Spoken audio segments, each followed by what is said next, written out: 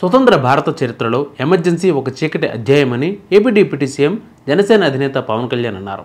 ఇది కేవలం రాజకీయ ఘటన మాత్రమే కాదని రాజ్యాంగానికి జరిగిన ఘోర ద్రోహమని ఆయన పేర్కొన్నారు. ప్రజాస్వామ్య వ్యవస్థను అపహాస్యం చేయడమేనని నాటి కాంగ్రెస్ నాయకత్వపు అధికార దాహానికి నిదర్శనమని జనసేనని తీవ్రంగా విమర్శించారు. ఎమర్జెన్సీ విధించి 50 ఏళ్లు పూర్తయిన సందర్భంగా పవన్ ఎక్స్ వేదికగా స్పందించారు. పత్రికల గొంతు నొక్కేశారు. ప్రతిపక్షాల స్వరం అణిచివేశారు. ప్రాథమిక హక్కులను కాలరాశారు.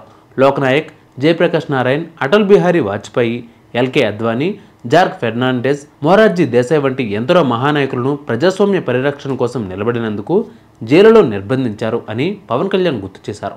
ఈ రాజ్యాంగ ద్రోహానికి 50 ఏళ్లు పూర్తయిన సందర్భంగా నిరంకుశత్వానికి వ్యతిరేకంగా నిర్భయంగా నిలబడి మన ప్రజాస్వామ్య గౌరవాన్ని నిలబెట్టిన వారి త్యాగాలను స్మరించుకుంటూ సంవిధాన్ హత్య దివాస్ పాటిస్తున్నాం. అణచివేతకు వ్యతిరేకంగా నిలబడిన నాయకుల త్యాగాలను గొంతులో నొక్కేయబడిన లక్షలాది మంది ఆవేదనను మనం గుర్తు చేసుకోవాలి అని పేర్కొన్నారు.